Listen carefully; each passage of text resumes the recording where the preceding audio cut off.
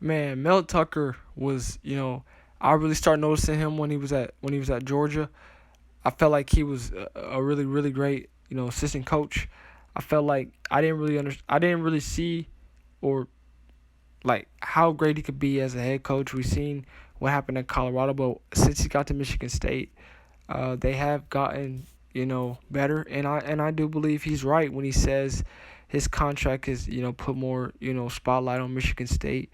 There's more buzz around Michigan State, and one reason is because he has such a big contract. That's a very very polarizing contract because there are coaches that have accomplished more than he has. That's not making that money or making that amount of salary. And then there's obviously, you know, the part of if you're going to be paid that much money, you need to produce. And, you know, when you're beating your in-state rival, you're producing. But for the next steps is him obviously, hopefully not to the misfortune of my alma mater. You want to get to the college football playoff. And the guy he preceded had some really, really great teams. Didn't really the ending towards Michigan State, with D'Antonio was what it was. But they did make the college football playoff. I remember in 2013 they were Big Ten champs. They stopped, the fourth down. They beat us in the Big Ten championship when they had the ridiculous Legend Leaders Conference, whatever. So he's had some success. The question is, can Mel Tucker win a Big Ten championship? And look, he's recruiting really well right now, and it looks like in 2023 he's going to have another top 25 class. But in order for him to win a Big Ten championship, it's pretty simple.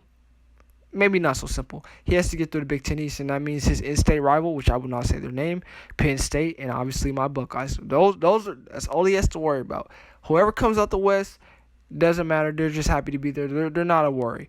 Can he continuously beat his in-state rival? Because they're not. I know Harbaugh got away with it last year. He's not going to continuously get away with losing to his in-state rival. How long can he continue that up? How long can he continue that? And can he build his program to be better than Penn State? That's the question, because I don't think he can build this Michigan State program to being better to his in-state rival and to the team to the south of Lansing or to the state to my Buckeyes. See, I don't see him being better than those two teams. The question is, can he consistently be better than Penn State?